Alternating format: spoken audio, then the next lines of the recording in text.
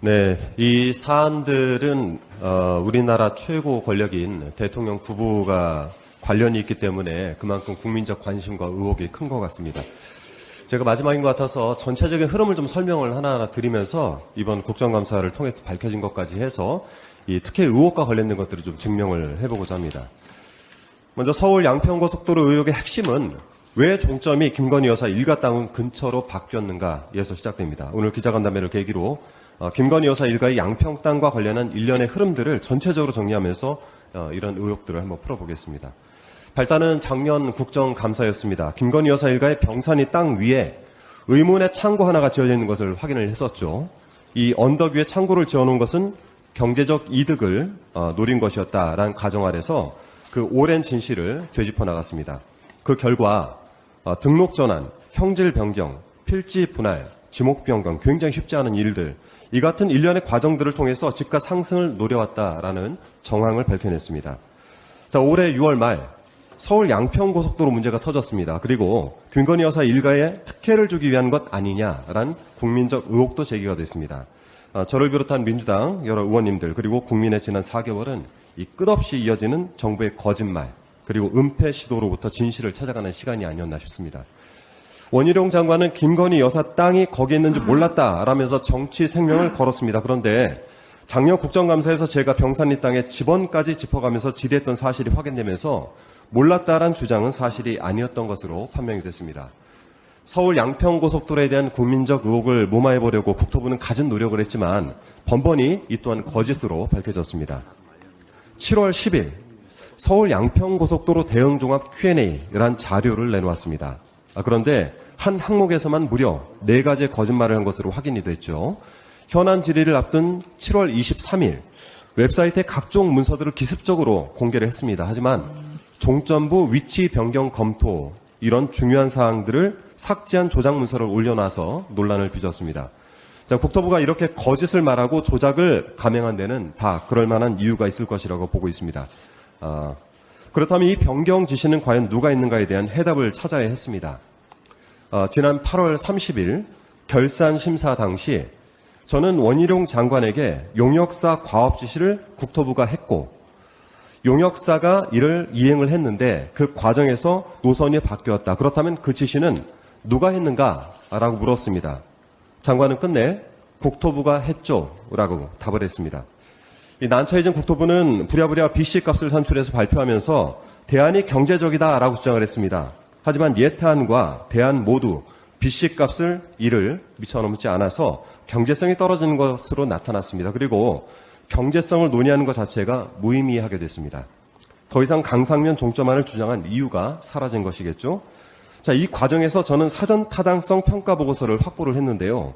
최초로 제안했던 민자 노선안의 종점은 역시 양서면이었고 그 노선의 BC값은 1.02로 나타나서 경제성이 있었다라는 사실을 확인했습니다. 양서면 종점안이 경제적이지 않다는 국토부 주장이 또다시 근거를 잃었습니다. 그리고 지금까지 국토부가 주장해온 모든 말들이 번번이 거짓인 것으로 밝혀졌습니다. 이번 국정감사 이야기를 좀 하겠습니다. 국정감사에서 증인신문을 통해서 확인된 사항 중 중요한 부분은 강상면 종점안을 고수할 이유가 더 이상 없다라는 점입니다.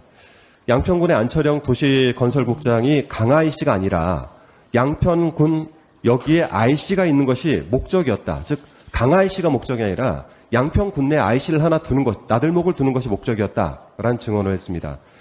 그동안 정부 여당이 강IC를 요구해서 노선을 바꾸게 한 것은 민주당이었다라고 비난을 해왔던 주장이 깨진 것이죠.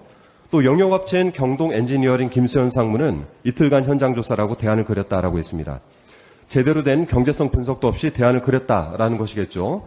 결국 국토부가 대안을 선정한 이유로 들어왔던 경제성 주장마저 근거를 잃게 됐습니다. 이렇게 이틀간 현장을 둘러보고 엉성한 대안을 그렸고 하필 종점을 강상면으로 했다는 것이 상식적으로 납득이 되지 않죠. 김수현 상무를 신문하면서 이 이유를 확인할 수 있었습니다. 대안을 그릴 때 2030 양평군 기본계획 이 자료를 참고했다라는 증언을 했는데요. 이 군 기본계획은 2018년 2월에 발표된 것입니다. 서울 양평간 고속도로의 종점이 강상면으로 표기되어 있었는데요. 이 자료에는 참고로 동일한 시기에 진행된 사전 타당성 조사, 그 이후에 진행된 예비 타당성 조사에서는 모두 종점이 양서면이었습니다. 자, 이 문제 군 기본계획의 최종 결재권자는 김선교 당시 양평 군수였고, 또 작년 8월에 국회의원으로서 양평군 내 IC를 설치해달라는 요청을 한 사실이 회의록에서 확인됐습니다. 이렇게 지금까지 밝혀진 내용들을 좀 종합을 해보면 다음과 같습니다. 지시는 국토부, 이행은 용역업체, 그리고 이 모든 연출은 김선교 전 양평 군수를 비롯한 양평군이 했던 것입니다. 자, 그렇다면 이 과정에서 발생하는 막대한 이익은 누가 취하게 될 것인가를 확인해야 되겠죠. 저는 이번 국정감사에서 국지도 88호선과 남평 IC에 주목했습니다. 우리 이소영 의원께서 말씀을 하셨던 그 휴게소가 있는 남평 IC입니다. 먼저 국지도 88호선입니다. 이렇게 파란색으로 표시가 되어 있는데요. 이 국지도 88호선, 양평군은 작년 7월 국토부에 3가지 대안 노선을 제시하면서 국지도 88호선과의 직접 연결을 요청을 했습니다. 바로 이 부분, 강IC 부분인데요. 국지도 88호선과 연결해야 되는 이유가 무엇인지 확인을 했는데 오히려 의혹이 더 커졌습니다. 국지도 88호선과 서울 양평 대안 노선 중 11km 구간이, 이 부분도 11km 구간이 겹칩니다. 그렇게 되기 때문에 심지어 종점의 방향과 하남에서 시작해서 경산리로 가는 종점의 방향까지도 같습니다. 그리고 그 인근에는 이 확장되는 구군, 요 일대에는 바로 김건희 여사 일가 가족들의 또 땅이 있었고, 그 일대에서 300m 부근에는 ESIND의 땅이 또 존재를 했습니다. 즉, 이 부분의 땅들은 도로가 확장되면서 수용까지 되기 때문에 내년부터 토지보상 절차에 들어간다는 사실까지 저희가 확인을 하게 됐죠.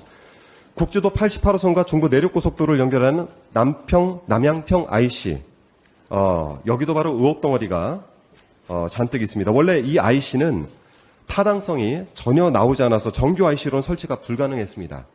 그런데 휴게소와 같은 기존 시설에 설치하는 간이 IC, 즉 하이패스 IC로 계획을 바꿨고 2016년 말 남양평 IC가 개통이 됩니다. 이 하이패스 IC의 전제 조건은 뭐냐면 남한간 휴게소 같은 IC 개통 이후에, 그러니까 남양평 IC 같은 IC의 휴게소 같은 것을 둬서 이곳에서 차들이 돌아서 나올 수 있도록 하는 것이 전제 조건입니다. 그리고 IC 개통 이후에 저희가 7년 정도가 지났는데 불구하고 이소영 의원께서 밝히신 것처럼 아직까지도 휴게소는 만들어지지 않고 공사 중인 것으로 밝혀졌습니다. 그리고 이 문제의 휴게소 운영권 역시 윤석열 대통령의 동문이 가져갔다는 사실을 밝혀내게 된 것이죠. 중부 내륙고속도로에서 이 남양평 IC로 빠져나오는 길, 그리고 국지도 88호선을 쭉 따라가다 보면 결국 당도하는 곳은 지도를 한번 다시 보여드리면 공흥지구입니다. 88호선 국지도가 확장돼서 다리를 타고 넘어가면 공흥지구로 빠지고요. 새로 만드는 대안노선 역시 남양평 IC를 통해서 공흥지구로 빠지게 됩니다. 김 여사 일가 땅 주변에서 추진된 각종 도로 관련 사업들의 추진 경과를 비교해보면 이렇게 신기하게도 공흥지구 개발 사업과 시기가 잘 들어맞습니다. 이 표가 잘 안 보이시면은 나중에 저희 의원실로 자료 요청을 하시면 됩니다. 모든 길은 공흥지구로 통한다라는 명제를 실현하기 위해서 이 큰 그림을 오랫동안 그려온 것이 아닌가 하는 합리적 의심이 들 수밖에 없습니다. 김 여사 일가가 경제적 이득을 노리고 큰 그림을 그렸고 정부가 나서서 이 계획을 실현해 주었다라고 한다면 이것이 바로 특혜이고 비리입니다. 아직 양평에는 개발을 기다리고 있는 김 여사 일가의 땅들이 많이 남아 있습니다. 더 큰 게이트가 터지기 전에 양평 카르텔 실체를 반드시 밝혀내야 되겠습니다. 그래서 국정조사를 바로 시작해야 됩니다. 국정조사를 통해서 의혹들이 차근차근 밝혀져야 되고요. 현재 저희가 또 국정감사를 통해서 여러 가지 의혹들을 밝혀내고 있는 상황에서 이미 제출된 국정조사 요구서를 더 이상 미룰 필요가 없다라고 생각을 합니다. 필요하다면 특검을 통한 강제 수사까지 검토해 봐야 된다라고 생각을 합니다. 이 국민적 의혹을 해소하고 서울 양평고속도로 사업이 하루빨리 정상화될 수 있도록 민주당은 국조와 특검을 비롯해 가능한 모든 조치를 신속하게 실행해 나가야 되겠습니다. 이상입니다.